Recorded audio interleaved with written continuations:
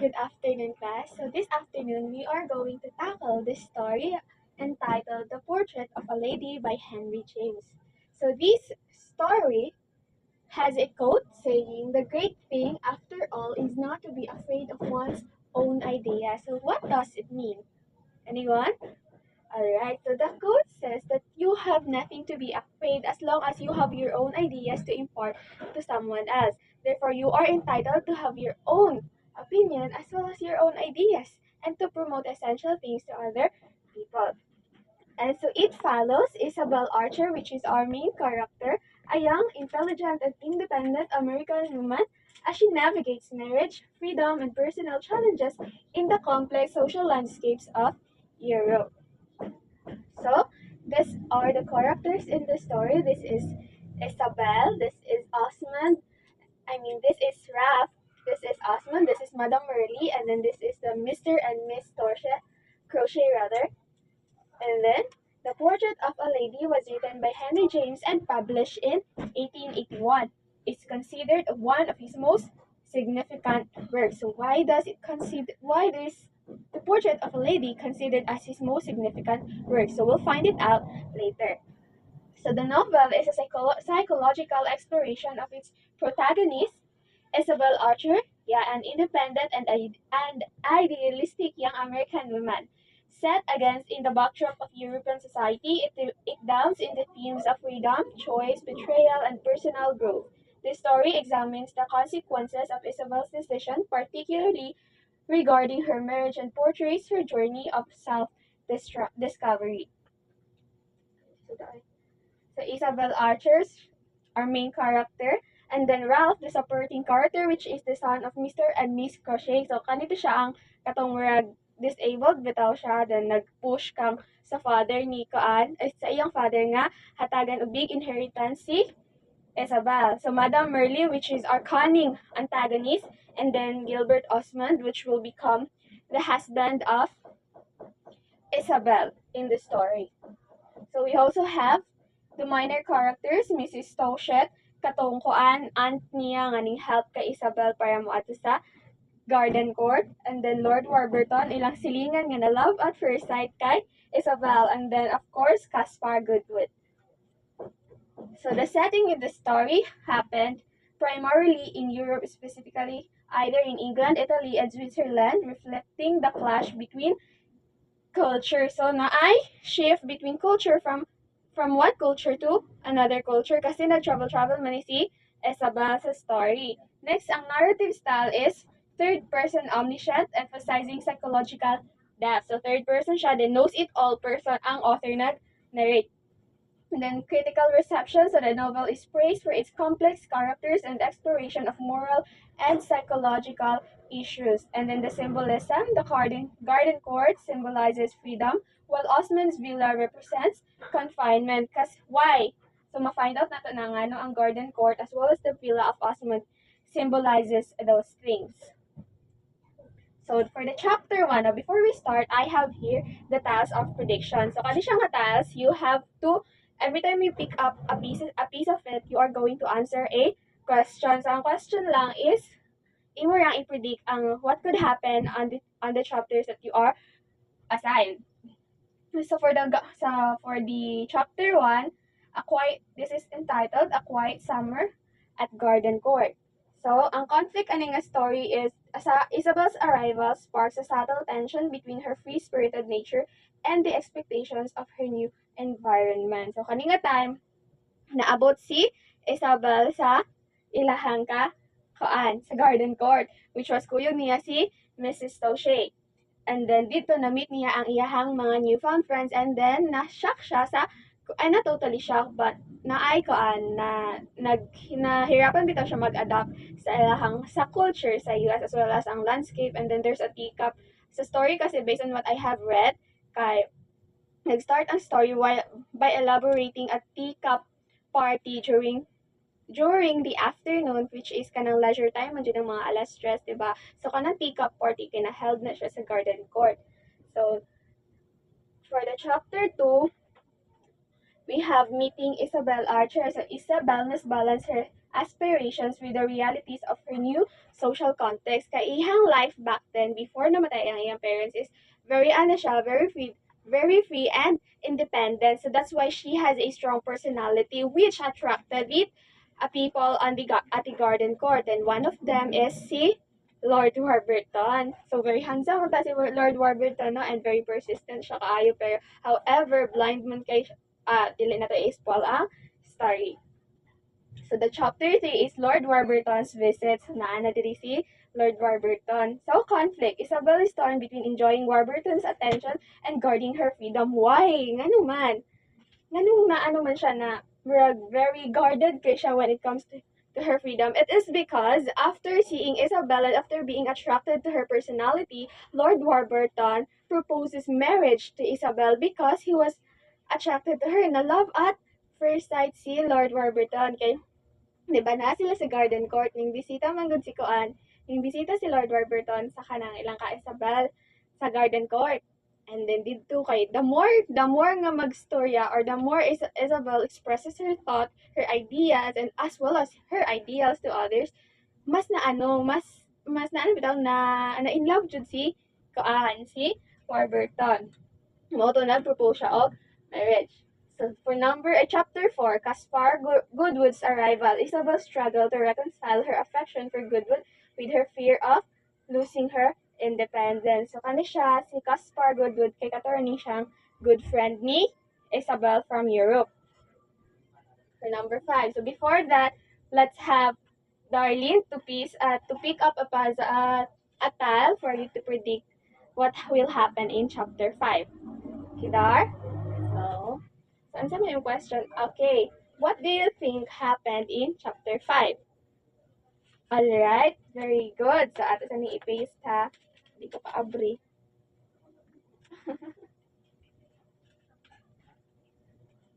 Oh, shit. Kada. So, dali na siya sa center. Alright. Thank you very much. So, chapter 5. Ang conflict sa story is Isabel must navigate the complex dynamics of European society without losing her identity. So, she was from England. And then, importante sa iya is, ang ihang culture nga naandan sa England is dili niya mawala while adapting to other cultures sa Europe. Kasi sa Europe, very particular when it comes to social context and social statuses. Kasi di ba may mga especially when it comes to finances. So, very very keen kayo ang mga tawa na say, if you are poor, then the people there won't likely they don't want to communicate with you or to talk with you. So kung powerful ka nga tao, then daghan po mo flux sa imuha just to have or to gain a connection with you.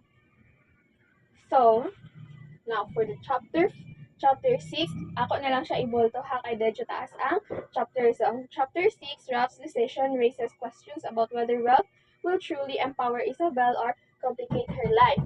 For chapter 7, proposal declined. Isabel asserts her independence but begins to feel the weight of her choices. So Isabel begins to grapple with the emotional and practical implications of her choices. Chapter 9, legacy. So Isabel must navigate the opportunities and risks that come with her wealth. And then for chapter 10, farewell to garden court. Isabel begins her journey carrying the burden of expectation and uncertainty. So, unsay nahitabo ana nga chapter? Ay atong 6 to 10 nga chapter. Raver. Sige, put these tiles first, then you predict the events that happened within those 5 chapters.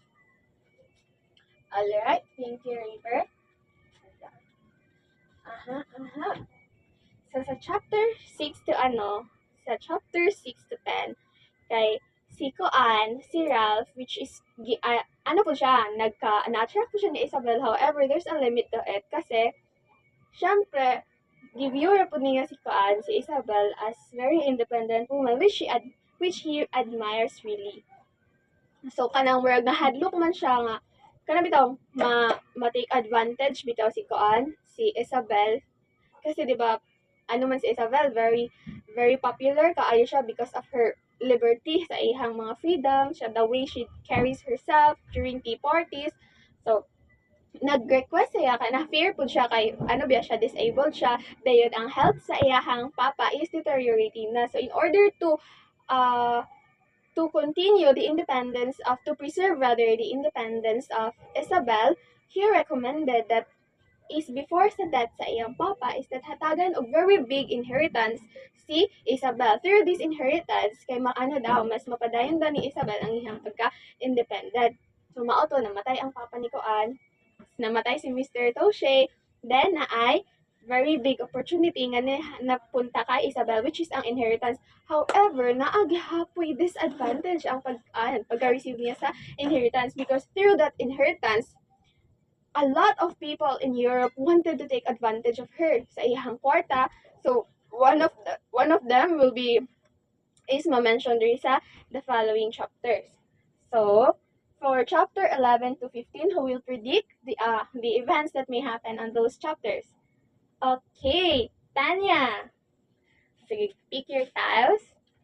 Alright.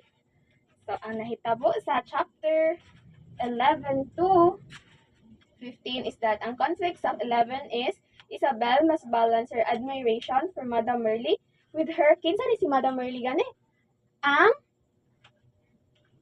antagonista story. Okay, siya ang antagonista story. Wait lang ha, ito sa ning ikuan. Hanatay. Complete na to ang upper part. Madame Merle with her innate caution about trusting others. Ngano kaya, no? So, how about chapter 12, drawn into Madame Merle's orbit, unaware of the ulterior motives to play. Chapter 13, Isabel's eagerness to explore Italy blinds her to the possible dangers of Madame Merle's influence. Isabel begins to form an idealized view of Osmond, setting the stage of future disillusionment. Then Fancy Osmond, which is ang anak ni Osmond. And then there's also a secret between the birth of Fancy Osmond. So the conflict is Isabel's admiration for Osmond begins to cloud her judgment, making her more susceptible to manipulation. Sa 11 na. Diri, kaning travel si ay naabot si Madame Merle sa garden court. Nakaila niya si kay after atong inheritance, daghan naman kaning flux sa iyahan, no? Nga ganahan mo take advantage sa iyahang na big inheritance nga na-receive from the Toshe.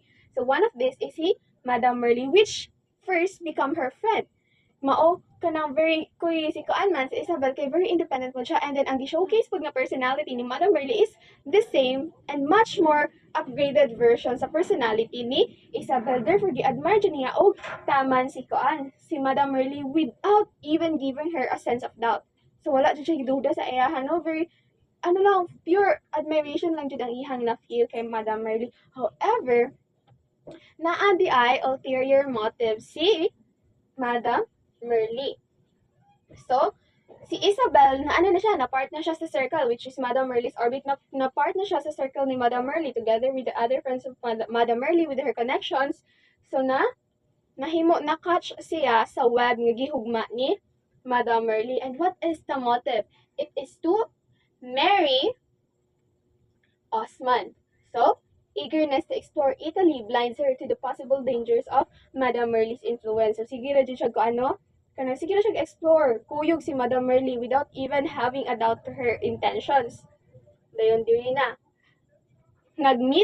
Diri na nagsugod ang plan ni Madame Merle. Nag-meet na si Osmond o si Isabel, and without knowing na kanang ilahang meeting was organized by Madame Merle. So dito ang iyang pagtuo kasi kay who's that guy? Kay Osmond, she thinks that Osmond and her have the same view of life, that they wanted freedom. Pero kana siya nga impression is na change after next. After nila pakasal, bugo kay siya, no? Kay bagong ila, pakasal dayon siya kay feeling niya same sila. Wala man lang gali niya gi-check ang background ni Osmond niya. O siya kabalungan na anay day anak si Osmond, then anay mahibal-an nato na later.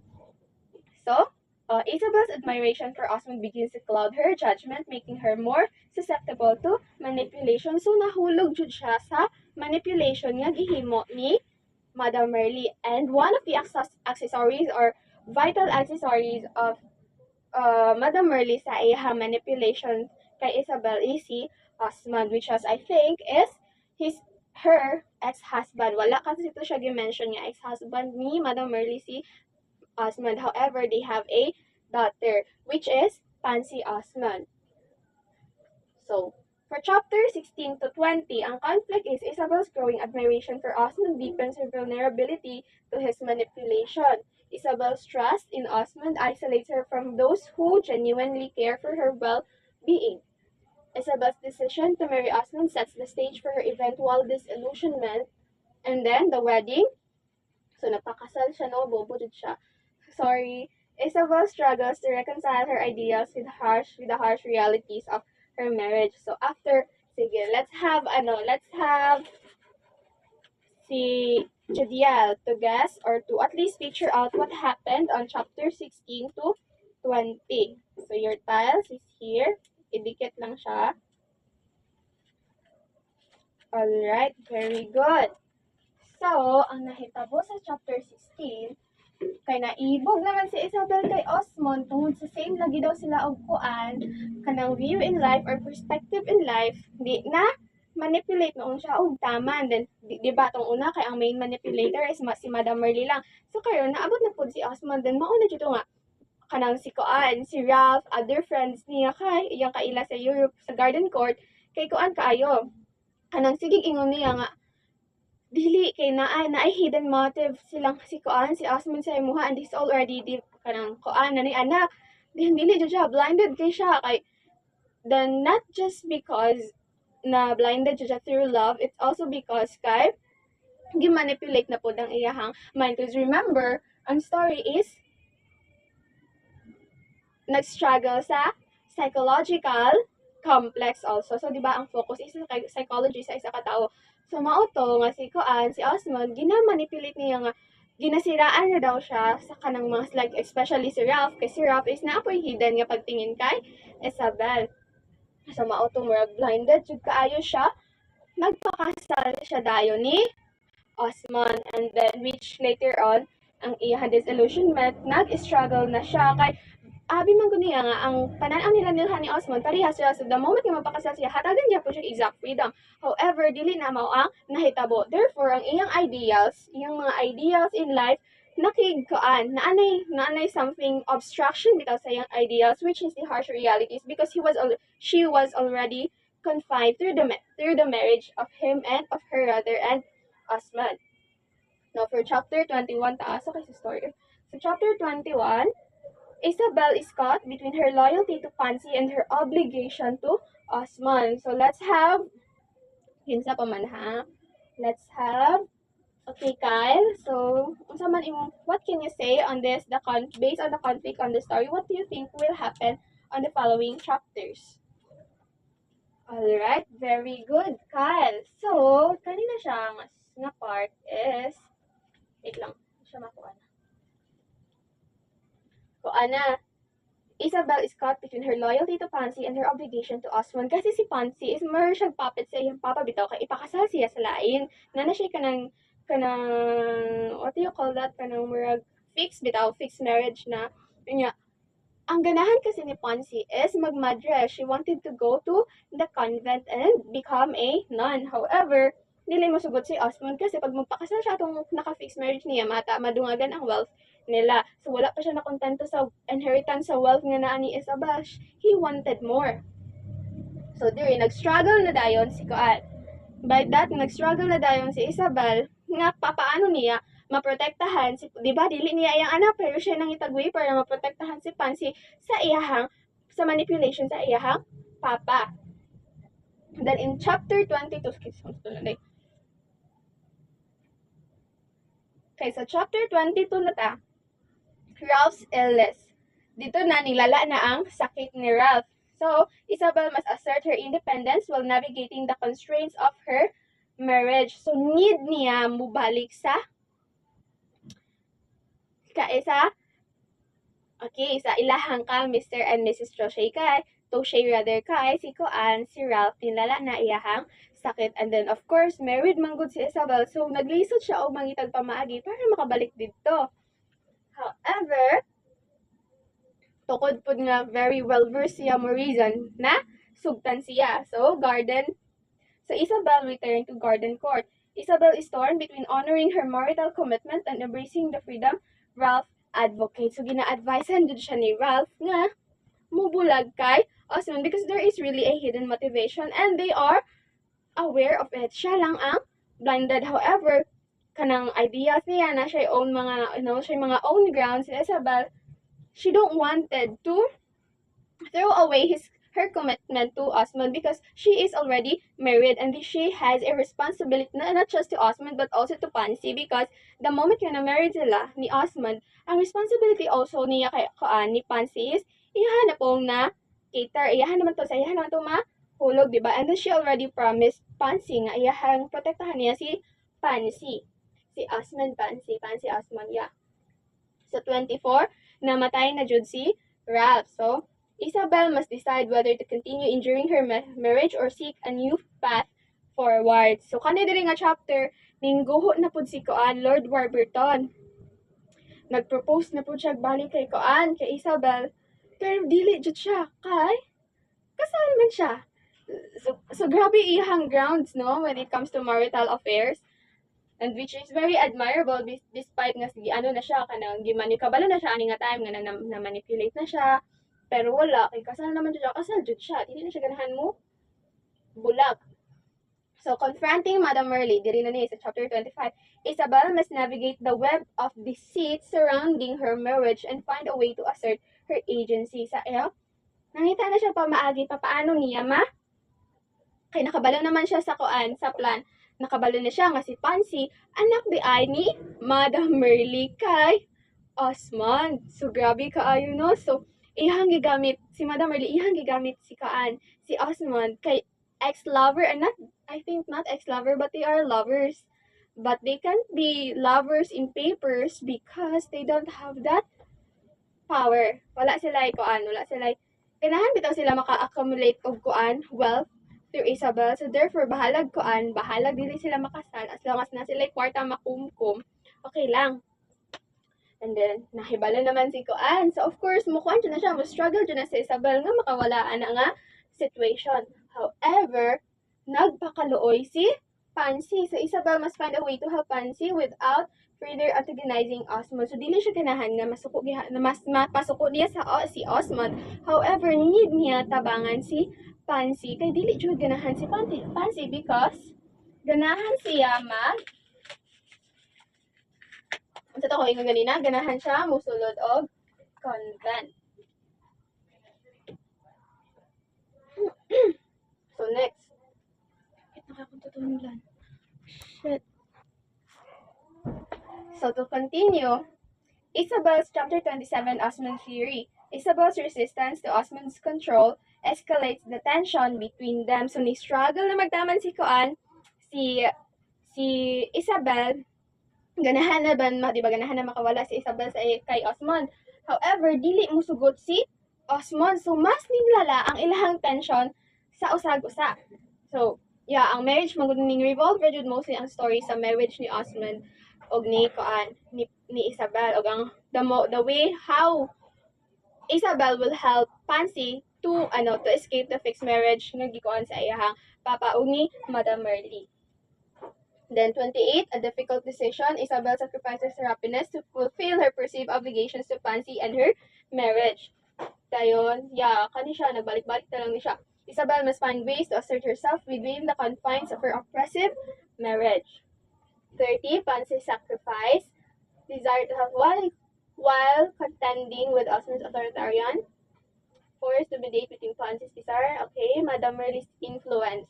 So, ito sa answer ang next na tile. So, let's have wanted to answer. C, okay, C, Trixie. So, what do you think happened on those chapters that we tackle katong atong gibiyaan kanina?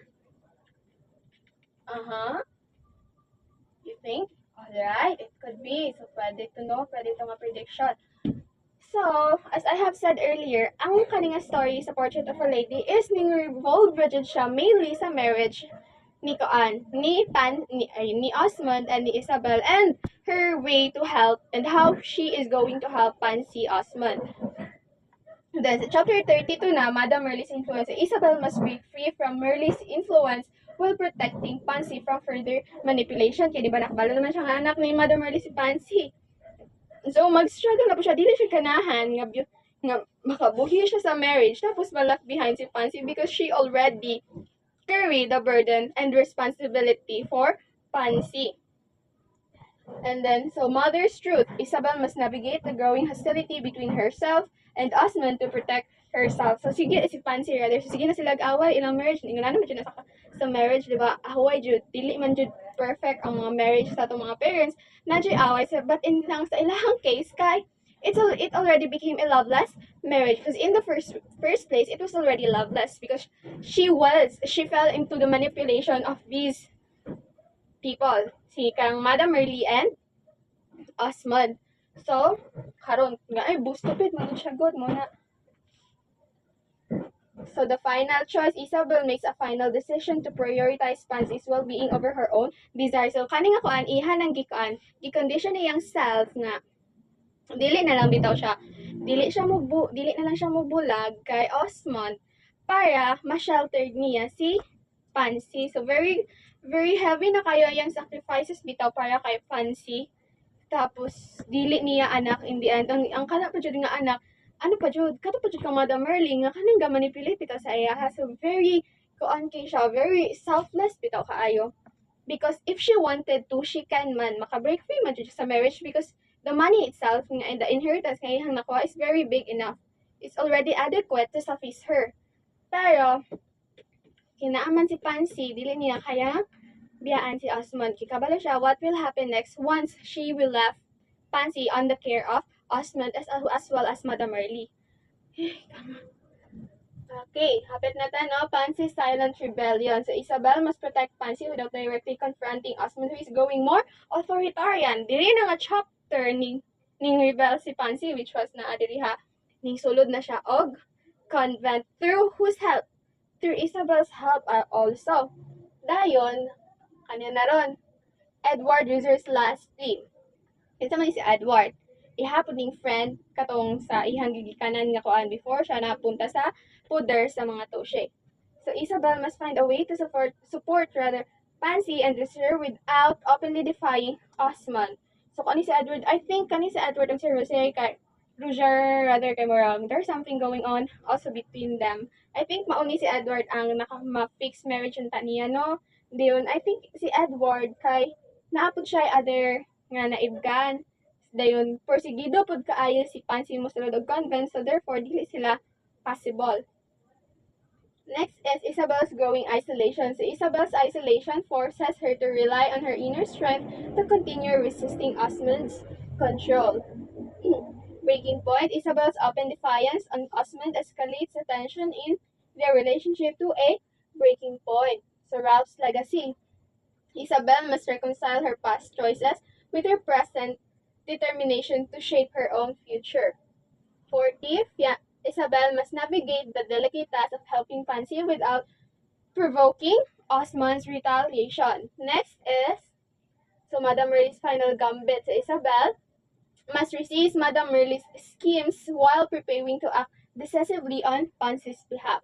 Kapuya po sa ihang kuan oy. So Isabel must balance her desire to protect Pansy with the risk of openly opposing Osmond. So kato siya nga mga chapter kay mo na to ang breaking point bitaw nga kuan na jud mo rebel na jud si Isabel kay Osmond. Pero dapat if the way dapat daw ang ihang pag-rebel is dili ma-compromise ang safety ni Pansy. Tapos si Pansy anak pa jud ni Madam Merle, so dili jud siya dili kay sila ka basta-basta makawala bitaw.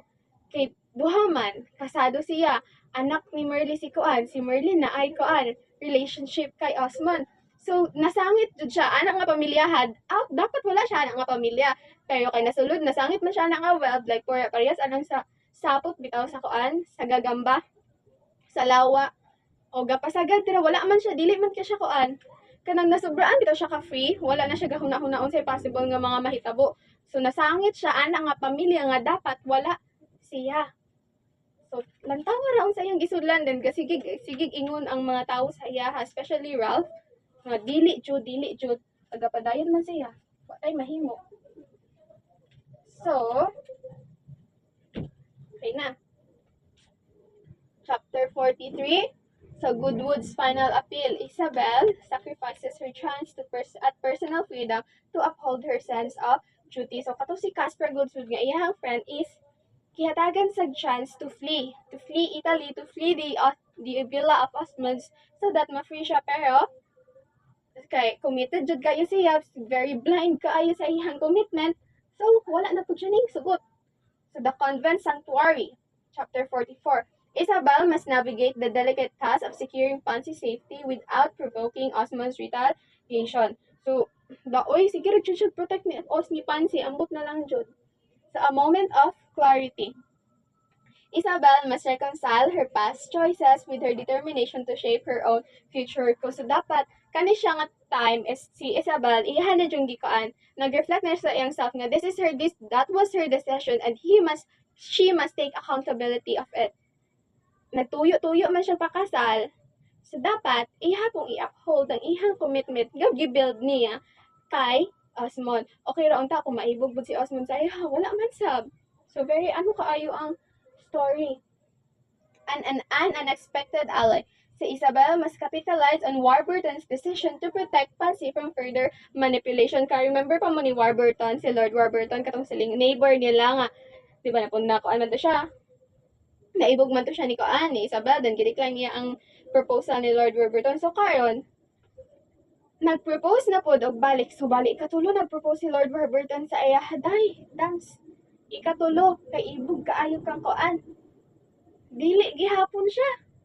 Ambot na unsa ni, dili gihapon sa Isabel. Dapat kay Osmond ra jud siya, bisag gikuan na siya, gimanipulate na siya og taman kay it is her responsibility again to stand by Pansy's side while protecting her from his father, which was Osmond. So, ambot na lang jud. So, Osmond's wrath. So, Isabel must endure Osmond's hostility while continuing her efforts to protect Pansy. O, maoto. Nahibalaan ni Osmond nga nag-propose si Lord Warburton sa ihad, and there was already nanay chance kaning appear sa door ni Isabel bitaw nga biyaan sila pero wala gyapon siya. Kautro pud ni nga kaayo, very greedy kayo si Osmond. So, feeling niya threat to sa iyaha. So, rumble na po sila, away na po sila. Dayon, ang iya na yung gihuna-huna ni Isabel is ang safety gihapon ni Pansy. So, Pansy's plea, Isabel must navigate the delicate supporting Pansy without provoking Osmond further. Na sa Madame Merle's departure, so, ninglakaw na si Madame Merle. Isabel must now face Osmond without Merle's interference but also without allies within the household. Kay kaninga time is nila murag na pahawa na bitaw niya si Koan because there was a part in the story wherein confront niya si Koan, si Madame Merle, and then atong time murag napildi niya ang Koan, napildi niya si Madame Merle. So si Madame Merle wala na siya choice but to leave the villa of Osmond, and then meaning na wala na pa siya Koan kay atong time na nag-confront pa sila, dili wala pa maning angkon gud si Koan gihapon. Si Merle bitaw nga ginamanipulate na dahil niya si Koan. Pero aware na to si Koan. Kabalo na siya. Dugay na siya na aware nga. Si Madame Merle ang punot dulo ang nagmugna sa plan bitaw sa marriage ni Pansy ni Isabel and ni Osmond rather. So nahawa naman si Koan. Si Merle wala na magsinamok sa laha, wala na magsulsul-sul. So a plan for Pansy. So Isabel must execute her plans without arousing Osmond's suspicion. So, dito na ni katunaning sa convent si Pansy oy then tightening grip, mas nangusog si Koan. Kanang murag, Koan na guro kaayo, rattled na kayo iya ang mind ni Osmond kay, of course, kanang kabalo na ka nga, mabuhi na ka, biyaan na ka, ikaw na lang isang mabilin. So, imong grip nga person kay mong hugot jud og taman. So nangusog siya og gunit sa marriage nila ni Isabel sa ilhan ni Isabel. So Isabel must outmaneuver Osmond without compromising her own position. So a letter from Goodwood. So Isabel must reconcile her personal desires with her sense of duty. Fancy's liberation. So Isabel achieved a temporary resolution, but knows that her own struggles with Osmond are far from over. 54. Reflection. So Isabel must reconcile her enduring struggles with her sense of accomplishment and purpose. So the door left open. Isabel's departure underscores the tension between her sense of duty and her desire for freedom. So kani siya, ning balik gihapon siya kay kinsa? Kay Osmond. Kay, regardless of her choices, and regardless of her past decisions, even though it resulted to something unwanted, mas gipili gihapon niya iyahang duty. Ang story by the way ni siya nga walay resolute ending bitaw. Ang ihang ingon lang dito is ningbalik siya. Kay uli siya sa balik sa villa ni Osmond, and then I don't know if nag-reconcile ba sila kasi based on the story pod sa kanang mga comment bitaw or sa mga prediction like sa mga research kay throughout the years the developer gihapon si Osmond niya pero I'm not sure because it wasn't stated on the original part of the story. So there are still 2 tiles left. So there are general questions and these tiles. So ang makapili ani kamo na bahala mo plaster, and of course the moment you get the tiles you have to answer the questions nga naa sa iya ha. And naa sa back. So let's have, okay, who want to answer? Okay, Roel. So ang question is, what are the recurring themes on the story? Alright. So ang mga themes sa story is, wait lang ha. Freedom. Yes, freedom. Very much. Freedom, sense of duty, na ba? Sense of duty or sense of responsibility. Manipulation, di ba? Kasi very common. So ang theme ana, so what do you think these themes can induce to you, or unsa may makuha ninyo ani nga mga themes? So it is not really good to manipulate people's lives kasi you don't know what will happen the next. Maybe if you are a cunning and very calculative person, then of course you can view what will happen next. But what about your conscience, diba? Sa imong gipang manipulate, maano jud. So there's still effect. And then sa freedom, too much freedom and too much denseness po, very dense ra pud kaayo. Just because you are free doesn't mean you are not, you doesn't mean you don't have limitations also. You are yes, free ka, pero dapat you also have to learn to listen to other people. Because especially when kanarang imong perya sa sa imong mga mamagpapa bisa sa imong mama gasag ibaha bawalan na ka anana dili jud gihapon ka maminaw kay feeling nimo gi-ostracize na ang imong rights, when in fact ang imo lang kaayuhan ang ilaha bitang gusto. So yeah, it's your choice and you have to take accountability of what you are, of your decisions rather. So the next question is, so what is the moral of the story? So let's have, okay, Raver, kay active kay kaaning mga moral sa story, no? Wait lang ha. Okay, na-forma na dyan siya. Oops.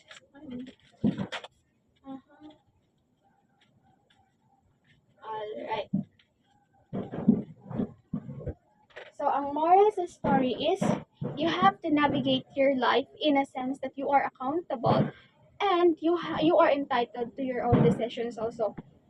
Dili ka pwede magbasta-basta pa-apekto sa imong tao, and you can choose your own destiny. Not totally destiny, but the path that you are going to take rather. So kani siya nga story is this will serve as a lesson for you to never let yourself fall on someone's manipulation. You have to strengthen your mind in navigating the circumstances that may happen throughout your journey in this battlefield called life.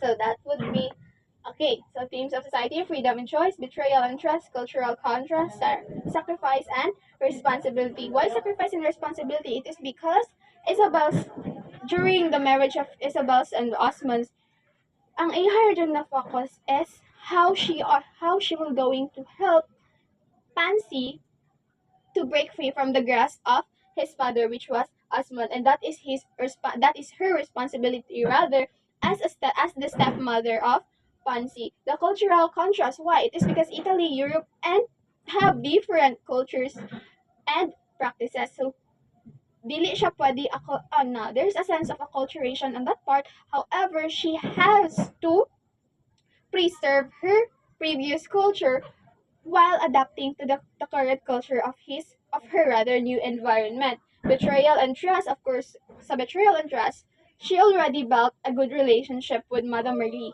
'Di ba? She looked up to her. However, si Madame Merly na may ulterior motive sa iha, which caused the betrayal. Gibetray niya si Isabel. Freedom and joy. So, regardless of the many advices of her friends as well as Ralph, siya gihapon ang ningpili sa choice nga pakaslan si Osmond. Therefore, it was her choice nga it was her decision to be in that situation. Siya ay nagdala sa ihang kaugalingon ato nga sitwasyon. And then, so that would be all. I hope you learned something for this afternoon. So, thank you and God bless.